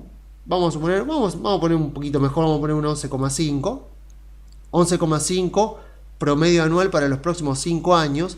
¿Cómo me cambia la evaluación en este caso? Fíjense que por ahí que un poquito mejoraron los márgenes de rentabilidad. Acá se me fue al 15, antes estaba en 14 y pico, acá también. Y veo esto. Veo cuánto me mejora la evaluación de la compañía. Ahí ya está mucho más interesante. O sea, estaría casi un 20% subvaluada y estaría con un objetivo de $250 si creciera esto. Pero a ver, está creciendo al 12%. Vamos a asumir, a ver si puede seguir creciendo al 12%. ¿Cómo cambiaría la evaluación? En este caso, un poquito más, un 4% más, o sea, de 19 pasamos a 23 y a 2.59. Ya con esto digo, a ver, no es que la vaya a poner como mi principal recomendación de compra, no es que la vaya a poner como la principal asignación de capital, la principal acción del portafolio de los clientes, pero ya tengo bastantes argumentos para incluirla. Ya con esto digo, a ver, por debajo de los $260 para redondear, es una empresa que parecería estar subvaluada. 23% de subvaluación, ya me gusta. Así que ya con esto se justifica un poco poder incluirla dentro del portafolio, aunque sea ir de a poco comprando, incluso si llegamos a tener más corrección de mercado, más todavía. Y no sé, a ver, supongamos, no sé, un poquito más, no voy a poner un 15 porque bueno, 15 está puesto como máximo. Ya 13 me parece muy optimista, pero bueno, en el caso de un 13 ya me iría a un 32% de su valuación. Porque aparte, obviamente, me mejoran los márgenes acá también un poquito, esto se me va a 17. Así que ya 17, o sea, teniendo en cuenta la investigación y desarrollo, ya está más cerca, es decir, che, esto es más equivalente a ese 15 que me decía Gemini que podría llegar a tener como margen de rentabilidad Amazon para dentro de 5 años. Y acá ya sí que hablamos de una oportunidad, una inversión bastante interesante, bastante atractiva. Ya estaríamos hablando de un precio de acción de 2.77, lo cual implicaría un 32% de su valuación. Bien, me parece muy optimista, a pesar de que dentro de todo podría llegar a acelerarse un poco el crecimiento, porque si Amazon Web Services sigue creciendo, podría llegar a contribuir, sobre todo con el empuje que tiene la inteligencia artificial. Pero bueno, asumimos si asumimos un 12% o asumimos un 11%, vemos que hay subvaluación. Una parte que no me quiero olvidar es la parte de las inversiones de capital. ¿Se acuerdan que en las valuaciones anteriores habíamos visto las inversiones de capital que tienen pronosticadas las compañías? Y habíamos visto que bueno, Google tenía 180 mil millones, Meta 140 mil millones y Amazon tenía 200 mil millones de dólares de inversiones de capital. Con lo gigante que es la empresa es entendible, pero cuando empecé a hacer la evaluación dije, che, Google 180 mil millones, Amazon 200 mil millones, no será mucho. Claro, cuando vengo a hacer la evaluación, lo que veo es que ya en el 2025,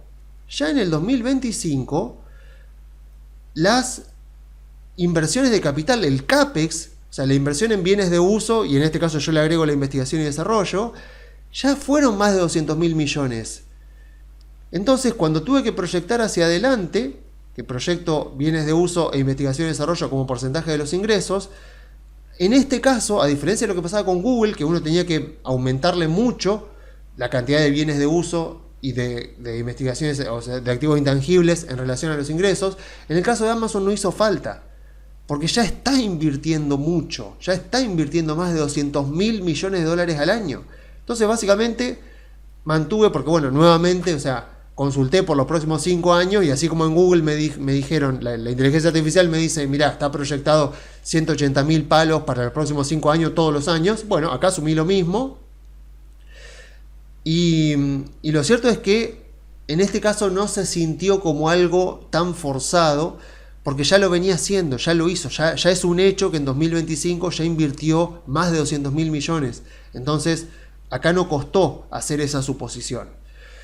Entonces, bueno, el resto, ya saben, se pueden descargar el Excel, lo pueden ver.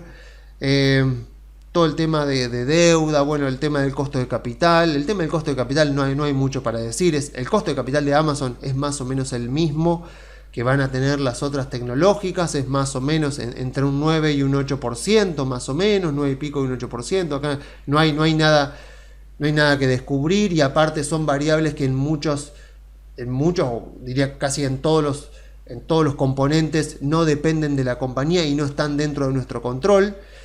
Entonces, básicamente nos centramos en esto. En cuanto a productividad, de hecho, me gustó bastante. Productividad que está medida como ingresos dividido capital invertido. Cuando digo capital invertido es principalmente los bienes de uso, los activos intangibles y capital de trabajo. Lo que vemos es que en los últimos años ha estado en 2,3. ¿Se acuerdan que en la evaluación anterior, en la evaluación de Google, caía fuerte?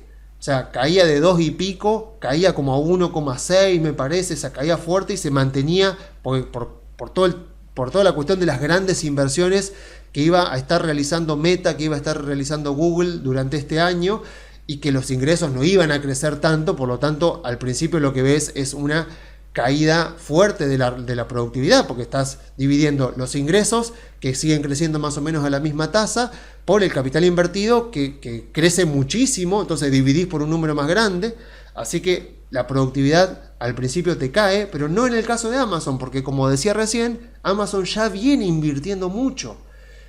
Entonces vos ves que tenés 2,3, 2,7, al principio cae, o sea, cae un poquito para 2026, pero enseguida se recupera y se mantiene estable. Así que me gusta mucho esto porque marca que no estoy, porque mi miedo por lo menos en este ratio de productividad, mi miedo es estar exagerando y ser muy optimista respecto a cómo va a evolucionar la productividad de la compañía. O sea, porque podés estar asumiendo que la empresa va a ser súper productiva, súper rentable, y si eso no, o sea, si en esta empresa con tantos ingresos, con semejante cantidad de ingresos, yo le pifio con el tema de la productividad, se me puede ir la evaluación a las nubes, pero con muy poco, o sea, con un poco que yo me desvíe, con un poco que exagere, ya se me va la evaluación a las nubes, y si llego a exagerar a la baja, peor, se me destruye la evaluación por la gran cantidad de ingresos. Piensen eso, que el tamaño de los ingresos que después se tienen que transformar en ganancias es gigante. Entonces, le mejoro 0, algo por ciento la productividad, la rentabilidad operativa, o la empeoro, y el efecto que tiene en la evaluación, en el precio de la acción, es enorme. Entonces, me sorprendió. Para concluir, digamos, me sorprendió mucho la evaluación de Amazon. No esperaba nada, realmente. Tuvo un año muy mediocre Amazon. El balance, realmente, cuando lo empecé a ver, dije, me sorprendió. O sea, porque la acción subió 5%. Pero los ingresos subieron 12%, la rentabilidad mejoró, y las ganancias por acción mejoraron 34%. Y recordemos, a largo plazo, el precio de la acción tiene que moverse en base a las ganancias de la compañía. En este caso, las ganancias de la compañía subieron muchísimo, venían subiendo, pero aún así, a mí lo que me pareció el año pasado fue eso, fue que estaba muy, o sea, que el precio de la acción estaba bien como estaba, teniendo en cuenta una compañía cuyo margen de rentabilidad iba a seguir siendo esto, iba a seguir siendo algo más parecido a esto. Y no lo fue. O sea, y acá está la clave. O sea, ¿por qué crecieron tanto las ganancias de la compañía? Por Amazon Web Services. Porque una de las partes que más está creciendo y que cada vez está siendo una parte más importante de los ingresos, tiene márgenes operativos del 35%. Entonces, cada dólar de ingresos de Amazon Web Services se transforma en una mayor cantidad de ganancia que cada dólar de ingresos que tiene Amazon.com, por el gran margen de rentabilidad, por la productividad que tiene ese segmento de negocios. Entonces, recuerden, se pueden descargar este Excel, lo pueden modificar, en la descripción del video está el link. Hagan su propia versión. Entonces, para concluir, estoy sorprendido, no pensé que iba a encontrar a esta empresa subvaluada, hace mucho que no la encuentro subvaluada, y a diferencia de otras empresas que me esperaba su valuación, en este caso no. Entonces digo, a ver, tampoco estoy imaginándome un 12% o un 13%. A ver, con un 11% creo que estamos bien. Con un 11 acá, digamos, con un 11 nutrido, o sea, con un 11% que esté principalmente fundamentado por Amazon Web Services, eso me parece racional, ese crecimiento del 11%. O sea, si el marketplace más o menos me viene creciendo o me sigue creciendo un 7%, un 8% por año, y Amazon Web Services sigue creciendo al 20 y pico % por año, ese 11% es realista, se puede lograr. Y en este caso estaríamos hablando de una empresa que con un precio de 241, estaría bien. O sea, si le pongo un, como decía recién, 11,50, si ponemos un poquito más, un 11,50, sería más o menos, como vemos, un 19%, un 250. Bueno, en este escenario, lo que voy a decir de ahora en adelante, digo, bueno, a ver, por debajo de los $250, voy a considerar que Amazon está subvaluada.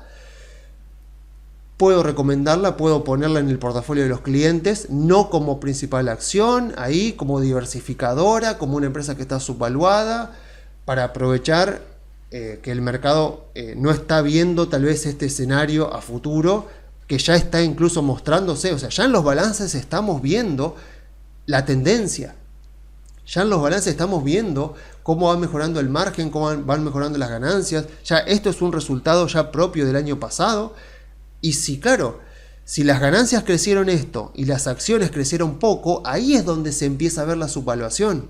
Empezamos a ver esto. O sea, las ganancias crecieron al 34, la acción subió 5 y bueno, se va rezagando y aparece, cuando agarramos el Excel y hacemos la proyección, aparece la subvaluación. Entonces tenemos la posibilidad de aprovecharla. Te digo, no es la super oportunidad de compra que nos va a hacer ganar un 30% o más todavía, como puede ser Meta, por ejemplo, como puede ser seguro Mercado Libre, pasará cuando veamos la evaluación, pero es interesante para diversificar, para tenerla ahí también, un pequeño porcentaje del portafolio, para el que quiere diversificar el portafolio. Creo que es una nueva alternativa que se me agrega a mis sugerencias semanales y fundamentada puntualmente en esta evaluación. Así que bueno, lo dejamos acá por esta semana. Si se quieren comunicar con nosotros, pueden hacerlo enviando un WhatsApp al número que figura en la descripción del video. Si quieren mandarme un mail, algo más largo, algo más descriptivo, pueden hacerlo a info@conectarbursátil.com.ar. Y si quieren buscarme en redes sociales, la red social que más uso es Twitter, mi usuario es @leonardogalt. Así que bueno, nos vemos la semana que viene. Chau, chau.